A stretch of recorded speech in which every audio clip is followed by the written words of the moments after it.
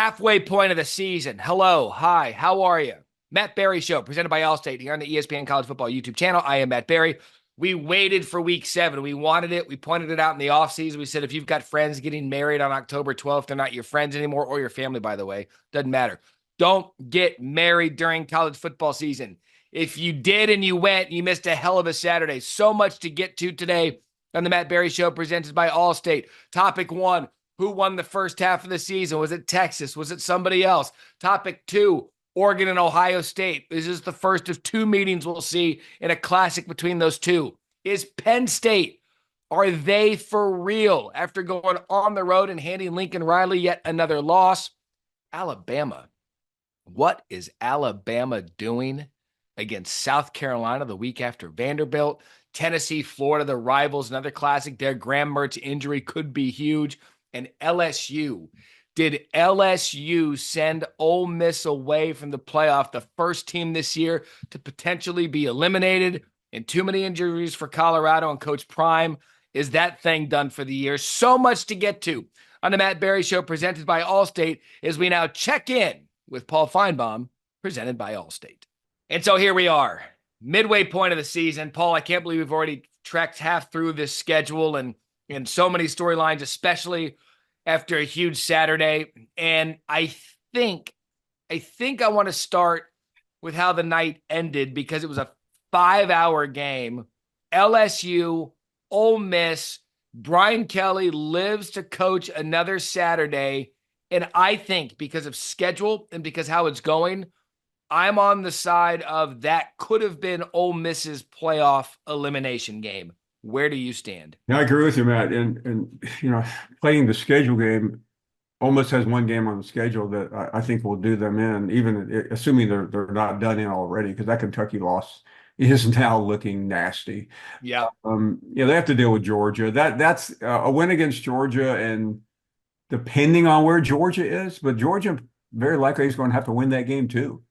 So I don't see their path, which gives Lane, far more time to start, doing some voodoo on Billy Napier's career so he can get a Florida job. Yeah, it was like I say this about LSU all the time. I come away from them and I watch them play. The defense, as cliche as this is, it was kind of bend, don't break. Every time you were watching, Ole Miss was moving the ball, but yet they weren't able to finish drives. There were some missed kicks. Every time I looked up, Garrett Nussmeier was throwing into triple coverage. Then the next time I look up, it's 4th and 5, and he's hitting a game-tying touchdown. There's such an up-and-down team to watch. But, Paul, it's time to start paying attention to them, because we haven't since the loss to USC. Yeah, and I know some LSU fans are going to say today, hey, we're just one play away from whatever. No, you're not. I mean, you should have lost to South Carolina game. So it evens out. I mean, that was such a big game for Brian Kelly. And now, he's got some typical road games ahead, but that Alabama game is looming so large in the second weekend in November. And quite frankly, they're in great shape. They have now moved into that upper echelon of the SEC teams because so many others are starting to back up. Yeah, we look at the beginning of the season, we're sitting there like, who's going to make the 12-team playoff? I mean, we looked at a number of them, and I think that we saw LSU and Ole Miss kind of in the same prism of, hey, they've got enough to get in there with Texas, Georgia. We picked up on Missouri for a minute.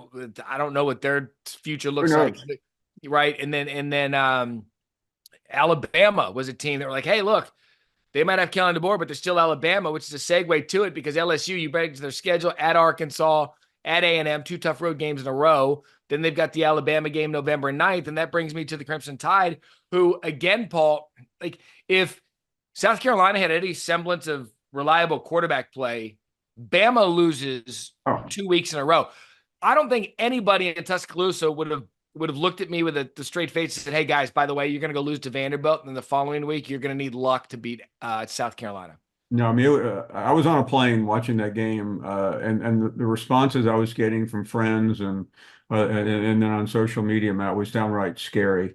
There's a cliche in sports that I abhor, and it's a win is a win. And the reason you say that is in playoff races, it's all that matters. but that game was so costly to Alabama because it showed that all the predictable things that we said, Nick Saban on down, didn't come true. Nothing changed. That team was worse. That team is on the brink. And Kalen DeBoer's smile is finally wearing very thin with the Tide faithful. They don't see the coach they thought they saw 2 weeks ago. They see someone who comes off weak, who comes off as a back as a player's slap you on the back type of coach that doesn't really appeal to what Alabama football was built on. And I think Kalen DeBoer's season is definitely on the brink this weekend. We'll get to that later, but the negativity all week long and intensifying was incalculable. And quite frankly, I don't even know where we would have been with a loss. And again, I live in that Alabama world a little bit more than most people. Yeah. But 2 weeks in a row, two games that Alabama fans not only wanted to see a great performance, but lost a lot of money on. And it's starting to catch up. And I realize where we are. We're 7 games into Kalen DeBoer's first season. And I was the guy 2 weeks ago that said this team looks almost better coached than what we had seen in the last 2 or 3 years of Nick Saban. But it doesn't anymore. Kane Womack, the defensive coordinator, is now like everybody's least favorite coach in America. And where this season goes is impossible to predict how bad it's about to get. Yeah, I mean, I sat here, I said it on this show, I said it on your show, Paul Finebaum show on SEC Network. I said, and convincingly, there's closure in the Nick Saban era after the Georgia game. I said, Alabama fans, rest easy. You're going to be just fine, even though Georgia came back and took the lead at that point once being down 28-0. And so then when you look at those 6 quarters, they were up 14-0 against South Carolina. It is odd how the thing just switched to, and I don't think this is fair to Kalen DeBoer, but it's the job that he took. This stuff isn't happening with Nick Saban. No. You're not overlooking Vanderbilt. You're not letting South Carolina back in a game. Jalen Milroe's not throwing the ball away in the end zone and making it a safety when if he would just held on to it, it would have been forward progress to the 1 or 2. There are just so many things going on right now where you can now, Paul, remember, I thought you saw the difference with DeBoer 2 weeks ago relative to the Nick Saban era. You're seeing it the other way now, and that's not a good thing early on. And man, I thought last year the Miami meltdown against Georgia Tech was one of the dumbest endings to a game I've ever seen. But had Alabama lost that game, and by the way, they were so close to doing that, I'm not sure I would have ever seen anything like that. I mean, you're sitting there probably seeing the odds percentage, and I mean, things started to happen that you literally couldn't create if the two of us were coming up with a new video game. Yeah, because look, Lenore Sellers, he's a young quarterback. Shane Beamer we'll see what he's got the rest of the year. But to let that become a game, get the onside kick. Oh. I mean, look, Alabama breathed. You survived, but I'm not sure how the rest of the season is going to go. Let me ask you this: the midway point, it's because it's an easy jumping off topic. Midway point, is Alabama a playoff team this year? No. And I say that based on LSU in Baton Rouge, and you can tell I'm avoiding the game this week because I still can't figure it out. Missouri is completely unknown. Right. I can't.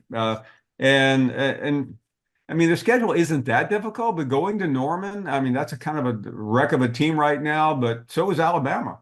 And it's really about the LSU game. If you push that, I don't see how the Alabama team I saw yesterday can go to LSU and win.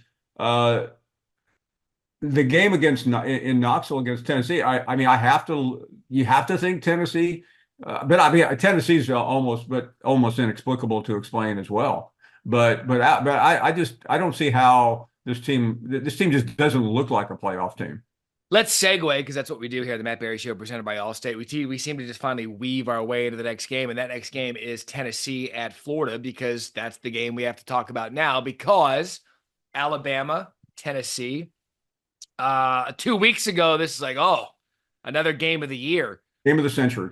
Paul, when you look, I mean, we can see it with our own eyes. Fans can see it. College football pundits can see it.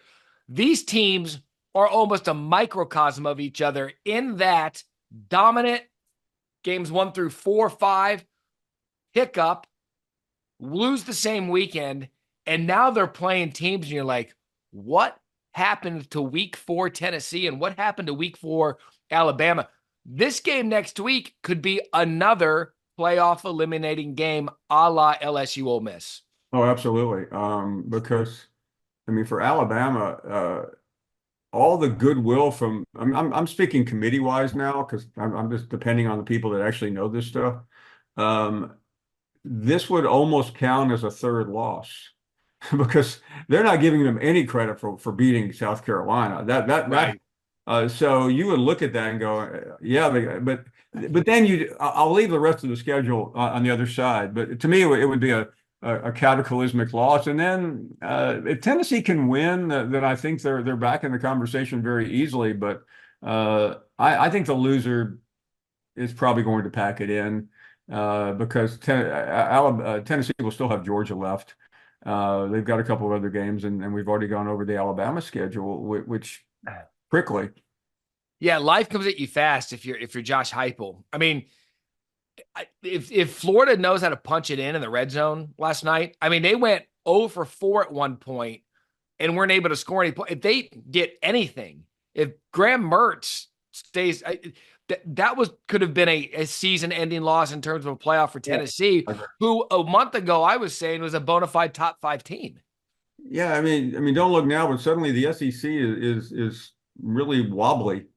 I mean, across. I mean, we know even Georgia is no sure thing right now because of what it has to play because of its schedule. But yeah, I think it's easy to say that. I mean, I don't want to take anything away from Austin because I realize the entire world will be there. But the game in Knoxville, playoff wise, holds more importance. Yeah, again, like you look at where Texas is halfway through the end of this halfway point of the season. I would say Texas won the first half just based on everything they've done. And you were at the State Fair of Texas yesterday, SEC Nation, and then that game. And I mean, Oklahoma, I mean, I don't even know that Oklahoma knew what to do after the first quarter. And Texas with Quinn Ewers coming back, for me, it looks and we'll find out Saturday in Austin. But Texas right now, Paul, they're the class of the SEC in their first year. There's no debate. Georgia just they're a hard team to watch. I have a lot of confidence in Kirby Smart in getting things that maybe other coaches can't, but I don't know. I'm not sure I don't think he has that much talent on this team in terms of just breakaway game talent that can compete with Texas right now. I mean that was a slugfest against Mississippi State. I realize somewhat of a sandwich game, but last week was ugly. I mean, I want to go back to September 28th in Tuscaloosa and check the air quality because both teams came out of that game that dramatically different. Yeah, I mean, right. It's so funny because I mean, you and I, look, we work in the industry, we're media members, so we see things differently and say things differently. But as college football fans, if we went back to the morning after that show, we're like, oh my gosh, Alabama's the number 1 team in the country. Georgia may have shown more in a loss coming back from down 28-0.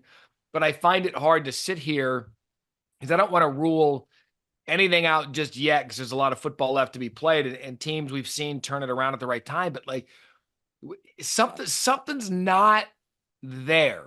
And for Georgia to go to Austin, you can't do one of these slow starts against Texas. You can't. And it's every week too. I mean, it's not like, okay, Kirby Smart, this just happened. What can we do and correct it? It's like this is your problem. This is who you are. You start terribly, and you're playing the wrong team. I mean, Texas can handle a slow start. You can't. Yeah, and so Texas gets the 34-3 win over Oklahoma in Dallas. By the way, Paul, first time in the State Fair, Texas. Thoughts? Yeah, Matt, you know how weird I am about food. I mean, my biggest problem the whole time I was there was dodging food, not embracing it. Because everybody wanted me to eat cotton candy with bacon wraps. I mean, I had more people hand me Fletcher's corn dogs, and Yeah. I mean, I'm trying to make it to my next birthday. I just had to avoid all that. As someone who lived in the great state of Texas in Dallas for 5, 6 years, I can tell you I've been there enough to last me a clogged artery for the rest of the way. But it is a fun atmosphere if you've never been. I just felt badly for all those people who I passed going in and out, who were having the time of their lives, not realizing the medical issues that they're about to encounter. That's it. And you walk into there and it just has that waft of fried food. And if you've been once, you've been enough, but it's certainly a fun atmosphere, especially that game, Texas and Oklahoma, just to see it inside the Cotton Bowl. Texas gets the win. We've talked about LSU and Ole Miss. What an exciting finish that was. Tennessee gets out of the way against Florida. Alabama dodges one. Let's switch gears now to the Big Ten and look at what Oregon was able to do against Ohio State. Now, Dan Lanning in these big games continues to make head-scratching decisions. However, last night he got away with it because they were able to beat Ohio State by 1. And Paul, this really the first test of a year where Ryan Day's got the roster to win a national championship, and they come up short on the road by 1. Listen, let's start with Ohio State's very good. Yeah. The problem that we talked about before the season looks like it could still be a problem, and that's at the quarterback position.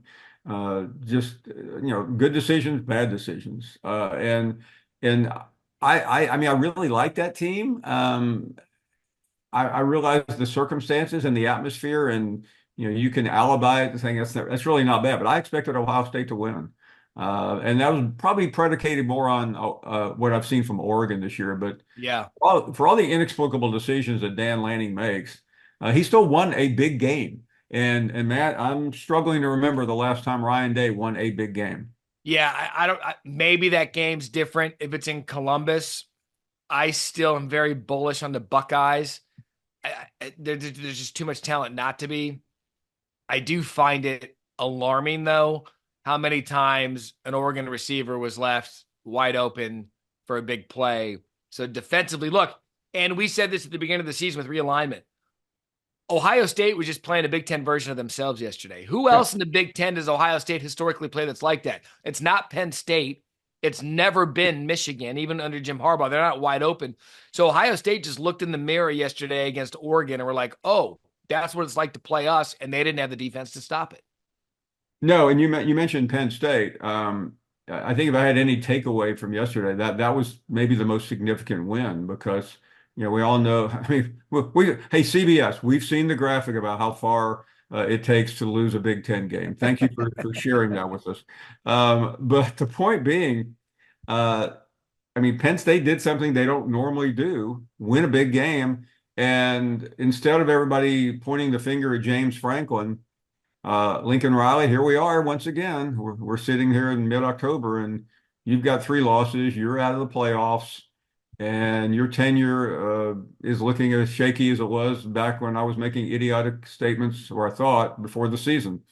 Yeah, and I mean, on the other side of that, Paul, I thought we had grown as a show and as a unit, but Lincoln Riley's 4-8 in his last 12. I mean, I know you gave me a hard time on SportsCenter the other day for that one more shot at Lincoln Riley, but I tried to prop the guy up after LSU, Matt, but I think you can tell where I'm going on him.